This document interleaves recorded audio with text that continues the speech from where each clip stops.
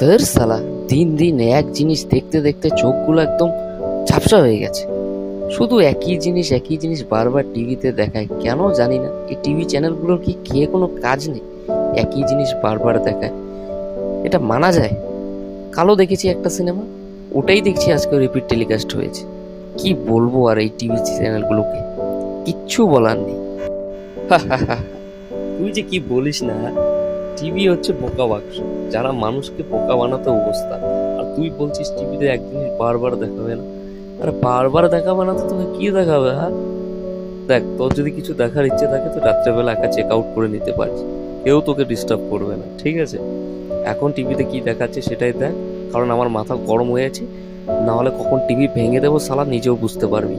বুঝেছিস? এখন টিভি একাই দেখছিস, দেখতে থাক, অন্য কিছু দেখার পরিকল্পনা করিস না এখন ভুলে। আবে সালা, এটা কি বানিয়েছিস তুই? এটা কফি না অন্য কিছু? মনে তো হচ্ছে কফি খাচ্ছি না, মনে হচ্ছে। কি বলবো তোকে, কাল থেকে তোর কফি শপে আসাই যাবে না। দিন দিন যেভাবে তুই মানুষের পয়সাগুলোকে লুটে খাচ্ছিস, মানে তো এক কথায় পাগল করে ছেড়ে দিবি। শান্তিতে একটু কফিও খেতে দিবি না। এটা কি বানিয়েছিস তুই? কফি? মনে হচ্ছে ঘোড়ার মুখ এটা। সালা পাগল কোথাকার। তুই আমার, তোকে 1 টাকাও দেবো না, যা করার তুই করতে পারিস, ঠিক আছে? বেশি পাতলা মারবি। একে তো কপি বানিয়েছিস নি ভালো, তার উপর কেউ আবার চেঁচানি। 1 টাকাও দেবো না।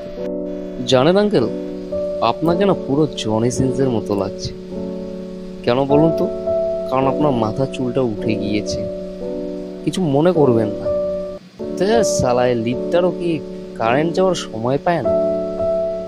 এখন কখন লাইন আসবে? বাই দ্য ওয়ে আঙ্কেল, আপনি কোথায় যাচ্ছেন?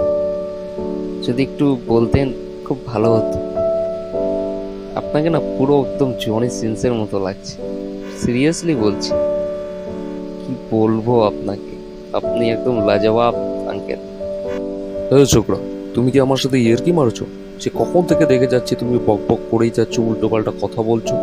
যখনই কিছু বলছি না তত তোমার আশকারা বেড়ে যাচ্ছে। হ্যাঁ, তোমাকে আমাকে আমাকে দেখতে কি জনি সিনসের মতো লাগছে? হ্যাঁ, কে বলেছে আমাকে দেখতে জনি সিনসের মতো লাগছে? চুল সবার মাথার উঠতেই পারে, মাথায় টাক পড়েছে বলে কি জনি সিনস হয়ে গিয়েছি নাকি? হ্যাঁ, বেশি কথা বলো না। কোথায় যাচ্ছ যাও, ঠিক আছে? এরপরে যদি আর একটা শব্দ তোমার মুখ দিয়ে বেরিয়েছে, টেনে দুটো ঠাডিয়ে চড় মারবো তোমাকে। হ্যাঁ, তোমার বাবার মতো বয়স আমার, তুমি আমাকে বলছো জনি সিনসের মতো দেখতে লাগছে। বেফালতু কথা বলার জায়গা পাও না। জানেন ম্যাডাম, আপনাকে না পুরো মিয়া খালিফার মতো লাগছে। সেই রকম হেয়ার স্টাইল, সেই রকম লুকস। শুধু একটা জিনিসই মিসিং আছে আপনার মধ্যে, আপনার চশমাটা নেই। কিন্তু যদি চশমাটা থাকতো পুরো মিয়া খালিফার মতো লাগতো। By the way madam, I love you. আমি আপনাকে ভালোবেসে ফেলেছি, কিছু মনে করবেন না। কারণ আমি আপনাকে প্রথম দেখাতেই ভালো লেগে গেছে আপনার। আপনি কি আমাকে ভালোবাসেন?